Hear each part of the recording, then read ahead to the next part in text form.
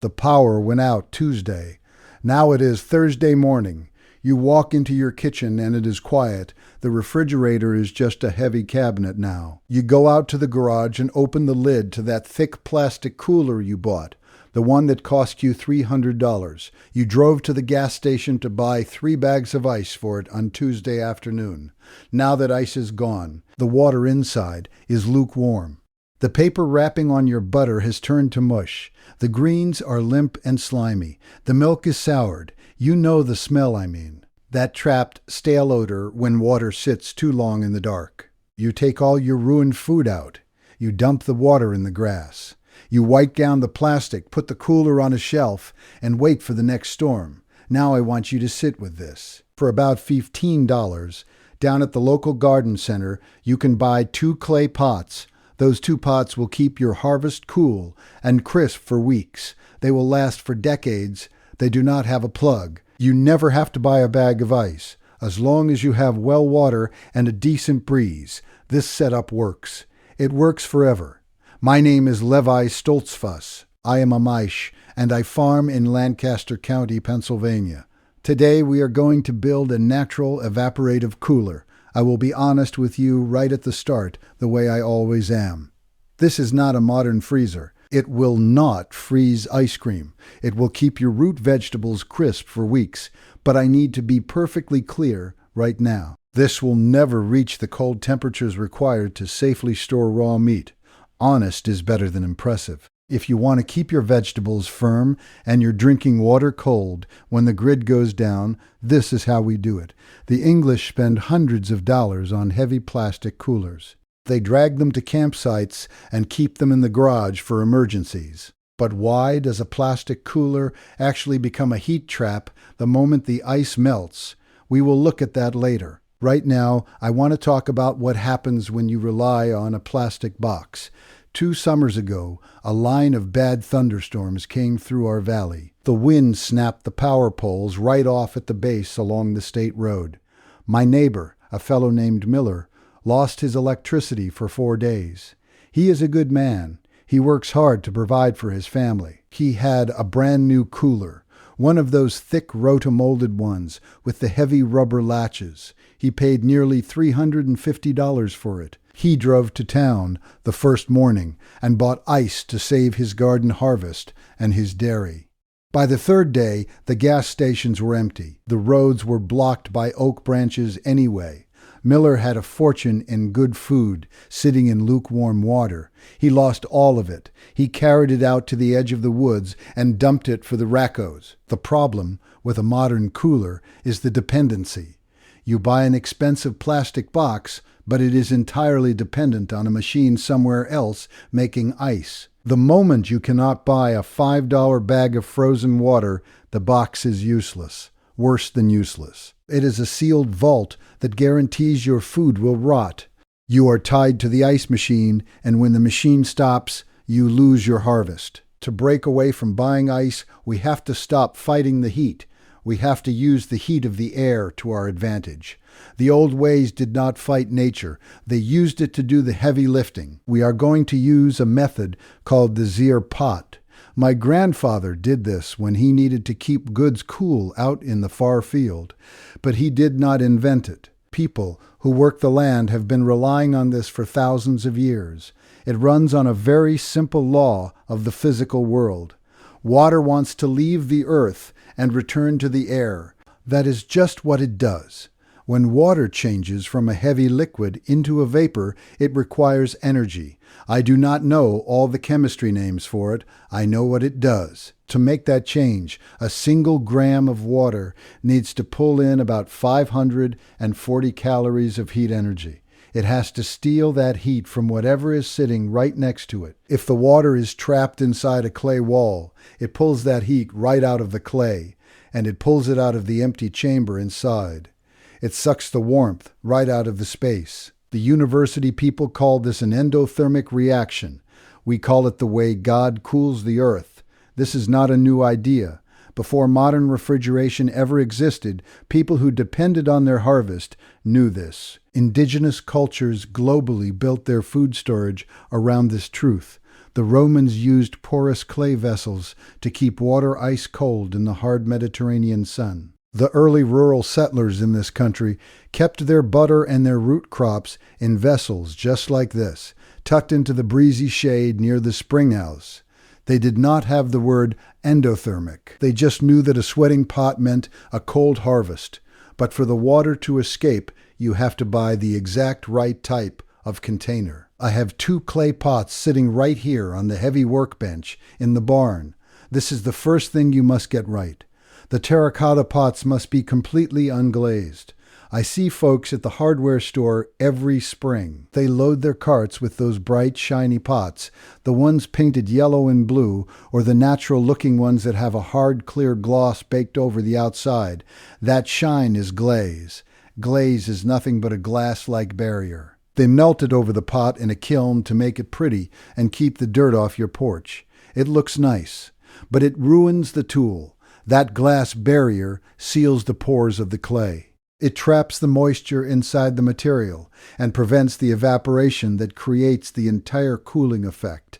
If you use a glazed pot, the water cannot reach the outside air. The sweat is locked inside. Your pot will just sit there on the ground, wet and warm, and your carrots will rot. You need raw terracotta. I am resting my hand on one right now. If you run your bare palm over the side, it feels like dry chalk. It catches your skin. There is no shine to it at all. When I tap it with my knuckles, it gives a dull, hollow thud. I am taking a tin cup of water from the bucket here.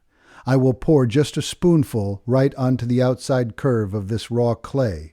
Watch what the water does. It does not beat up. It does not roll off onto the table. It sinks in immediately. A dark, wet stain spreads out across the terracotta. The clay is drinking it. The pores are wide open and thirsty. That is exactly what we want. That open clay is the only way the water can breathe out into the breeze to pull the heat away. Now that we have the right clay, we need a way to hold the water inside the walls. So let's build it. You do not need many things for this, and you do not need much money. Waste nothing. That is how a farm stays out of debt. I went into town yesterday to buy the supplies for this build, just so I could give you the honest prices. For the outside shell, I found this large unglazed terracotta pot. It is about 14 inches across the top rim. It is thick. It takes 2 hands to lift it onto the table. It cost me exactly $8. Then I needed the inner chamber. I found a 10-inch unglazed pot to nest inside. It needs to fit down into the big one but leave enough breathing room between the walls. It cost $4. Then I went to the building supplies aisle for a 50-pound bag of washed clay sand. That was $3. You must use washed sand. If you try to save $3 by digging up dirt from the pasture or the garden, you will fail. Field dirt is full of loam and organic matter. When it gets wet, it turns to dense mud. Mud suffocates the walls. Clean sand leaves tiny pockets of empty space so the water can travel. I also brought a heavy burlap sack up from the feed room. You can use an old, thick towel. It cost me nothing because we reuse everything we can. I have a small handful of heavy gray clay from the creek bank to plug the holes. $8 for the big pot. $4 for the small one, $3 for the sand, $15. For $15, you have an independent cold space. The English spend more than that on a few bags of ice just to keep their milk cold during a short storm. Once this is built, you cannot just set it anywhere. There is one specific place you must put this in your yard for it to work. I will show you where that is in a minute. First we build. Look at the bottom of these pots. Every garden pot has a drainage hole punched right in the center, so plant roots do not drown. We cannot have that. If we leave the holes open, our cooling water will drain straight out onto the barn floor before it ever has a chance to sweat through the outer walls. I take a thumb-sized piece of this gray clay and press it flat over the hole inside the big pot. I push my thumb down hard and smear the edges against the terracotta. It seals tight. You can use a piece of strong duct tape if you do not have creek clay. Just make sure the hole is fully closed. I do the exact same thing to the inside of the smaller pot. Now, I untie the bag of sand. I scoop out a heavy measure with a rusty tin can and pour it into the bottom of the big 14-inch pot. I want about 1.5 inches of dry sand covering the bottom. I reach in and sweep it flat with the side of my hand. I lift the 10-inch pot. I set it straight down into the big pot, resting it squarely on that flat bed of sand. I look down from the top. I shift it 1/2 inch to the left so it is perfectly centered.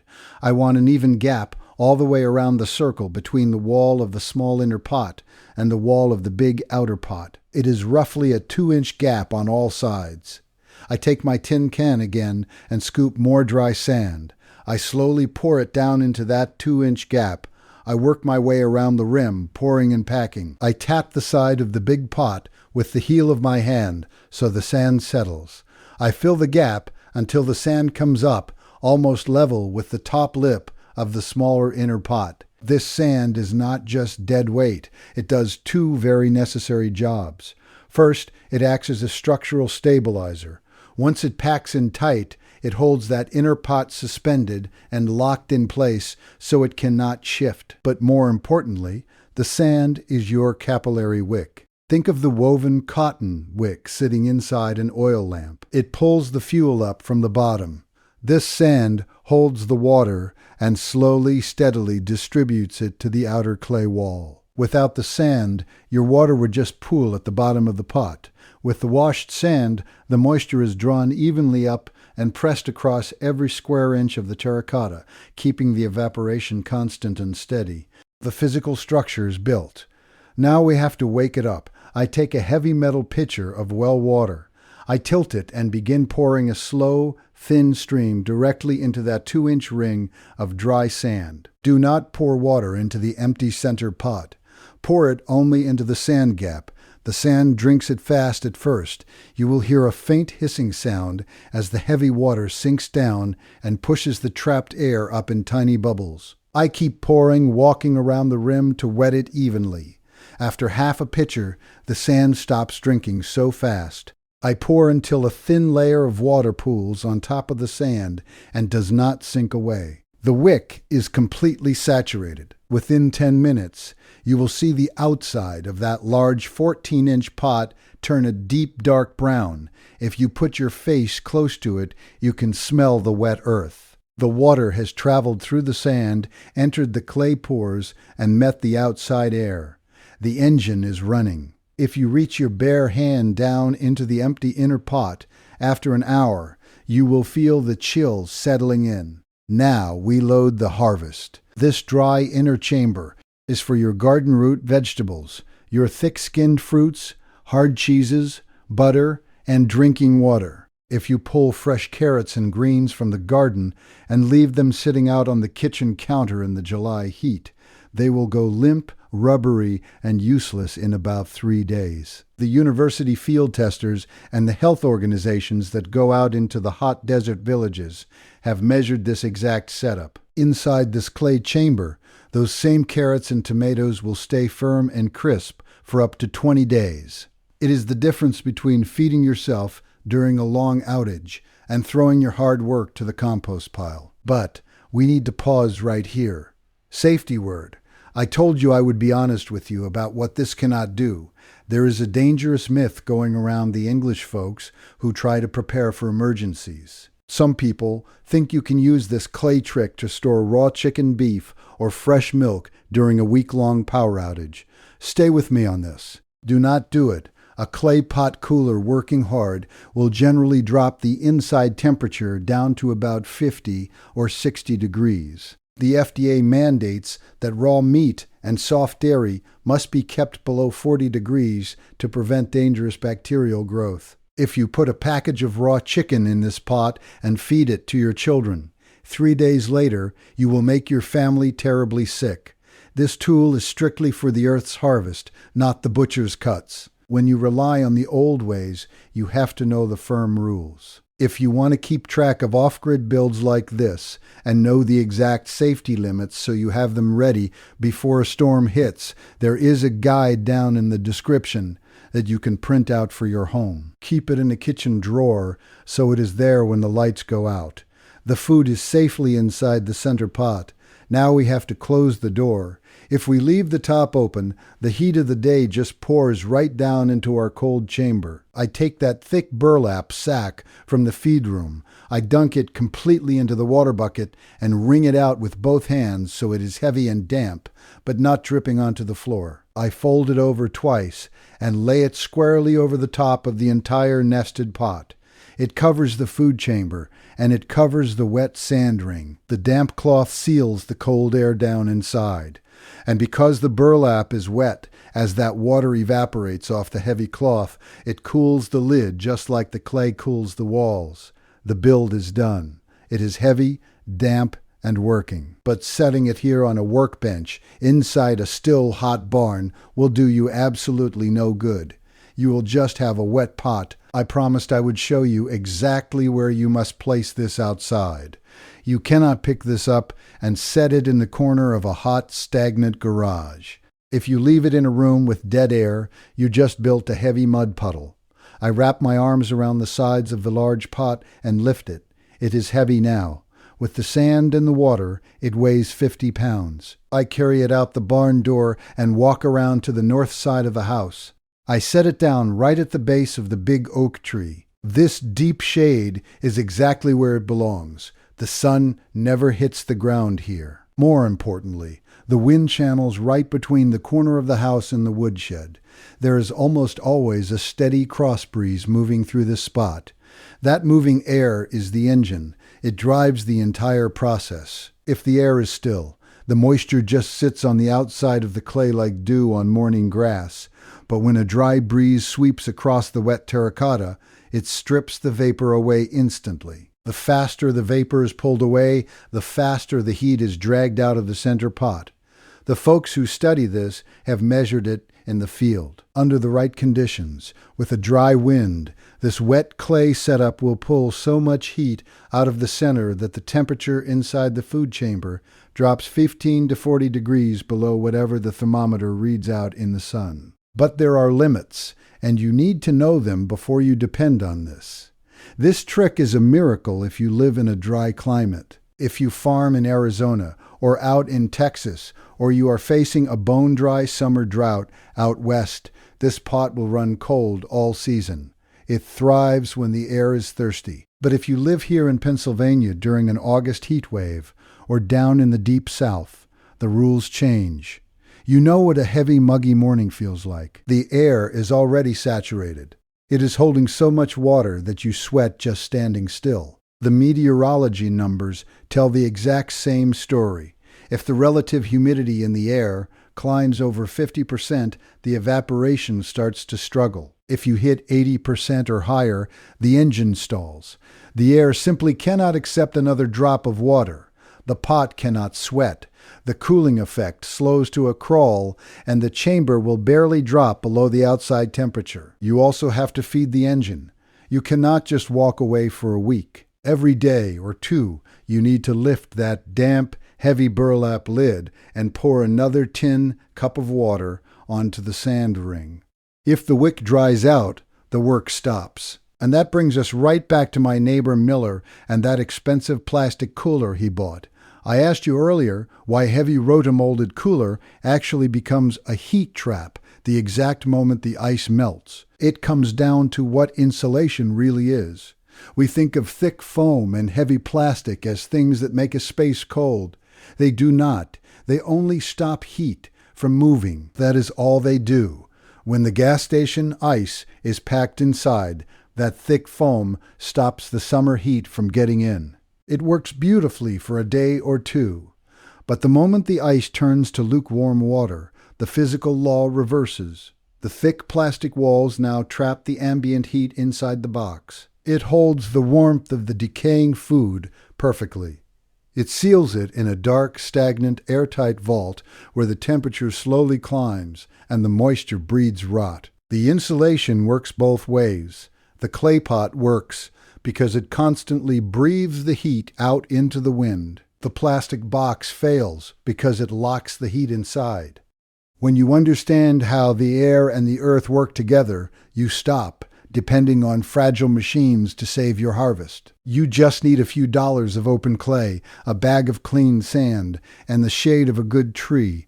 Tell me in the comments, when the power goes out, what is the first thing in your modern refrigerator that goes bad? I read every single one.